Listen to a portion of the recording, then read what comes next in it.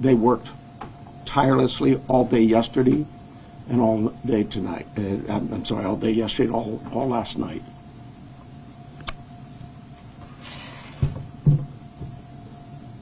To no avail. As I said yesterday, we saw some things at the home that were concerning to us.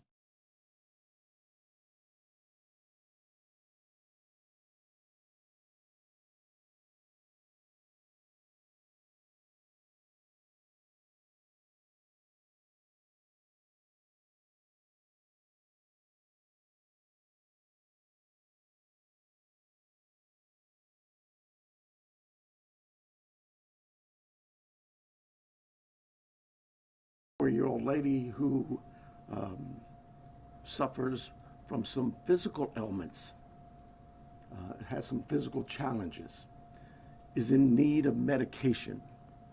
Medication that if she doesn't have in 24 hours, it could be fatal.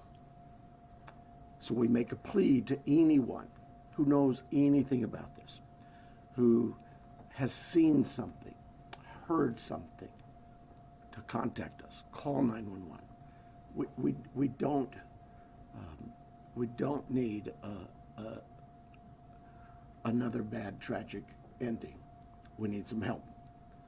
Our team is the best. I couldn't speak any higher. I think you know that. We have done some great work with our partners in the Valley.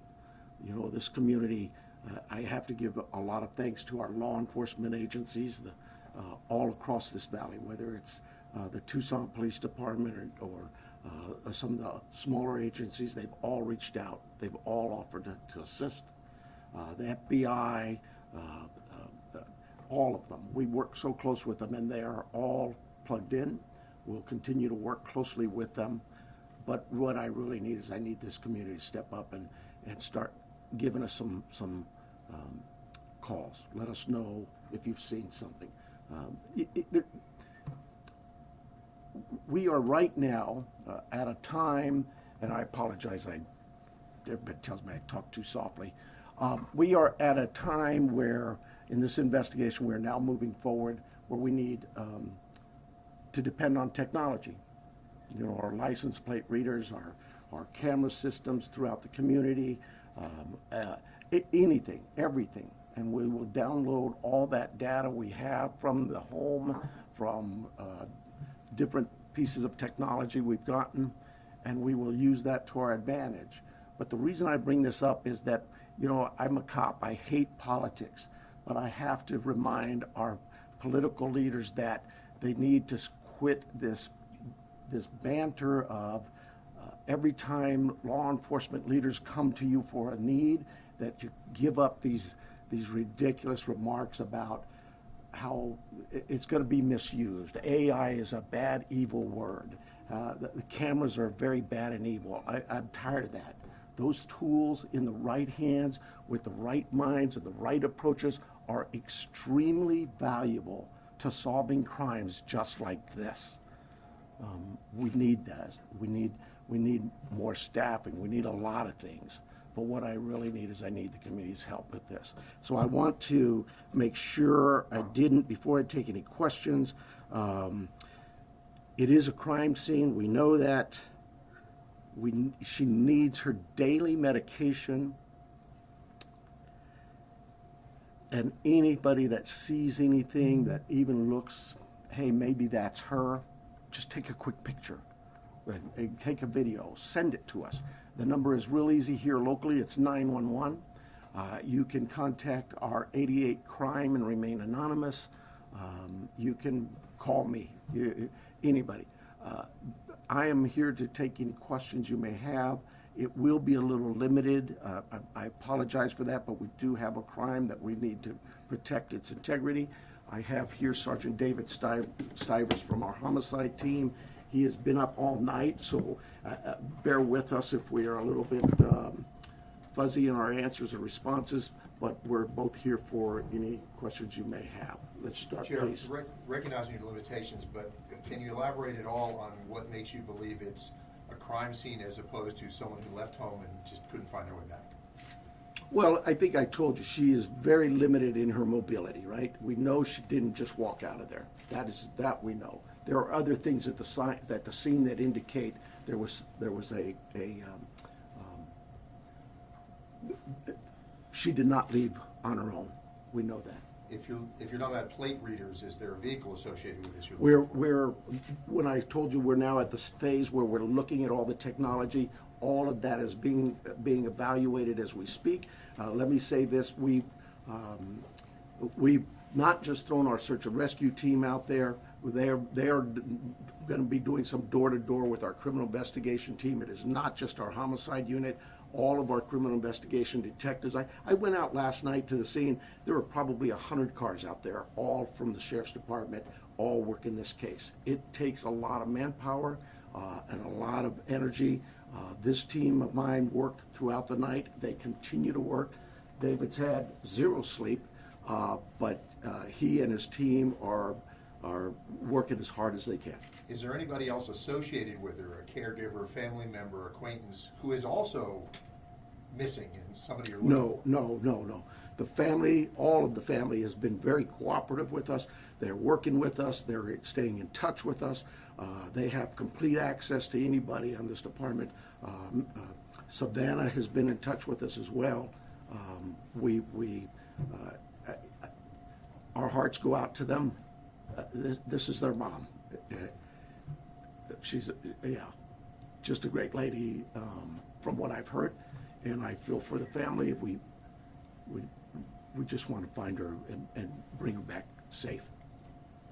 Sheriff, you mentioned that she didn't just walk out, but is there any additional information that you can give us on what may have alluded to this being a crime scene? I wish I could. I really do. I know that everybody wants to know certain things, but I can't do that it would be inappropriate at this time. Are there any signs of breaking and entering or any forced entry, anything like that? I again don't want to get into that. David, can you see anything here? Do you? At this time, it's still a very active investigation. There were circumstances on scene that we believe are suspicious in nature, I think is the best way to put it, but we can't really get into a whole lot of details with that.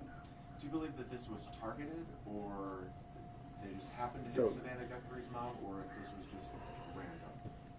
We don't know that. We don't. We look at all of that, but we just don't know that. Do they have cameras at the home? They do, and we're looking through some of that. Yeah. With this being an active crime scene, is there any threat to the general public? Trying to figure out my phone. Well, no, I don't think there's an active threat, but I hate to say that because, we're going to canvass that neighborhood, and maybe there's a prowler been seen around. There's a lot of work still to do. We don't have any indication that that the public is in danger. And what does that search look like today beyond what you've already told us about last night? So we have shut down our search and rescue mission, and we've sent them home to rest. They were out all night. Look, we put all our air assets into this. Our drone systems, our aircraft, our helicopters, heat sensors, infrared, everything we've thrown at this. They're going to step aside. We'll call them out again if we need to do more searching. But right now, we don't see this as a search mission as much as we do a crime scene. Sheriff, can you tell us a little bit about that map? That is, and David probably can better answer it than I, but that is our search patterns, I believe. Is that correct? Yes. Yeah. So with all the assets that we deployed yesterday with the search and rescue teams, the map that's on the screen is basically tracks that were followed. Those are all, the colored lines are all ground tracks of different teams and different assets that were used on the ground, to include the canines, the volunteers, and our own search and rescue team. The circles are going to be representative, if not necessarily perfect, of our air circulation with both our helicopter and our fixed-wing aircraft at night, working with the night time cameras. So difficult to see where the house is. The house is basically pretty close to center in that, and then all of the searching that went on throughout the day with those folks out there on the ground. What this really helps with is our search teams, when they come back and reassess, maybe they've missed an area, we can look at it and say, hey, you know what, this area could use a little more coverage, and so they concentrate again. Our search and rescue team is top-notch. They're out every single day. If it's not a lost person, it's a hiker, it's somebody who's wandered away from a care home, whatever it may be. I want to stress to you, right, and it is really important, Miss Guthrie, Nancy Guthrie, is of great sound mind. This is not a dementia related. She is as sharp as a tack. The family wants everybody to know this isn't somebody who just wandered off.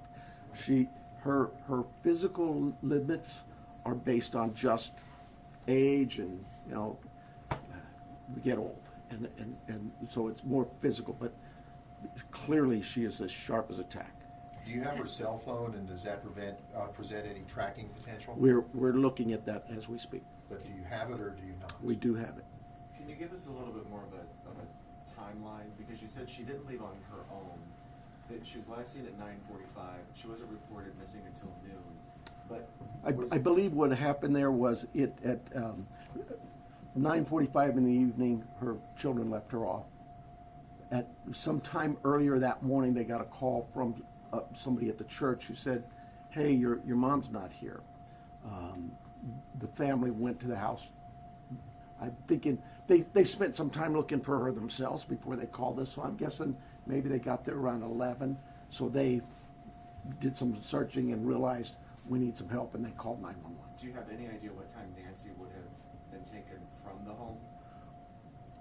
There's a lot of things working there, and I just can't say that right now. Has Savannah Guthrie, has she had any threats to herself at all? We've spoken to her. We'll continue to work with that. She has a security team that's been in touch with us throughout the night. But we're not going to dismiss any angles for sure. But right now, immediately, we don't know of anything like that. Is she in town or on the way here? She's here. Can you give us any more? What should somebody be looking for? Because when I was out in the neighborhood, the neighbors are obviously incredibly concerned. But is there anything, a tip? I mean, one neighbor stopped me and he didn't know if he should call you or not. That's why Oh, my goodness. But so what should somebody be looking for? Well, first of all, I'd ask them, go through their cameras.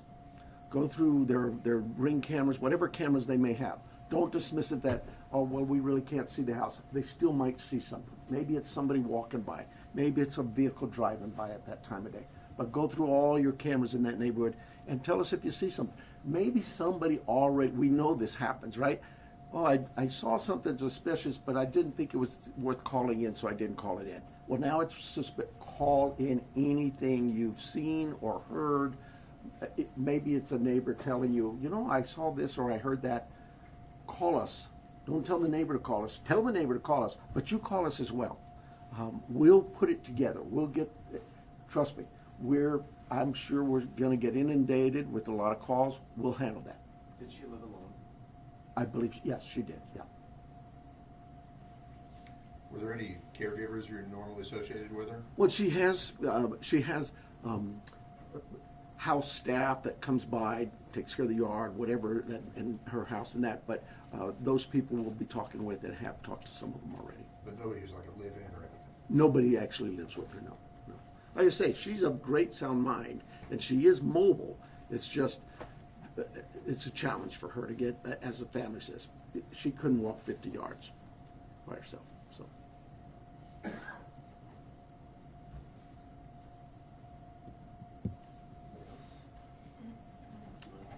Somebody asked about the FBI. I'm sorry. Somebody asked about the FBI if you're involved. Like I said, we work closely with all of our partners, whether they're FBI, ATF, ICE, whoever. We know that they have certain capabilities and certain resources, just as we have certain capabilities and resources. So yes, we'll continue to work with them, and they've offered assistance to us. We accept that assistance, and we offer assistance. But just last week, the FBI called us to handle a shooting that involved Border Patrol. That's you need to know that. That's just day-to-day routine work for the law enforcement in Pima County in Tucson. We've worked very closely with our partners. With the amount of time that's gone by, how wide do you cast in the net? Statewide, national? Well, yes, national for sure. I'm hoping the national media's picked up on this. We've gotten a lot of reports, but statewide as well, with Amber Alerts, things like that. All of those things we use. Every tool we have, we will use.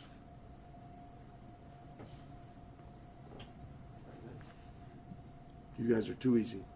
Thank you so much. I apologize for being late. I apologize for my political rhetoric of the Board of Supervisors or the City Council. I just get so frustrated and you know, we just can't do this job without their support. We don't need political statements from the dais and mumbo jumbo. We need them to listen to their law enforcement leaders and really pay attention to the fact that we understand that there's a great potential for abuses in today's world with the technology that's available to us. But you have to, at some point in time, have some faith and trust in your leadership in the law enforcement community to know and understand that we too were elected here to provide a service to our community. I can't think of a community in this planet that wouldn't tell you, number one is public safety. Everybody just wants to be able to know that they can go outside and enjoy their community and come home and be safe at night in their rooms, asleep in bed.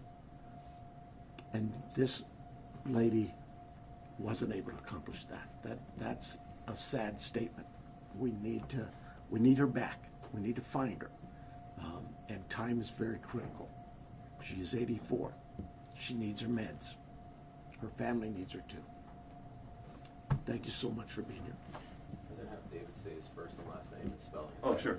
My name is Sergeant David, common spelling D-A-V-I-D, Stivers, S-T-I-V as in Victor, E-R-S. And what's your title? Sergeant. Thank you, guys. Thank you. And if we get more as things develop, we'll call you back.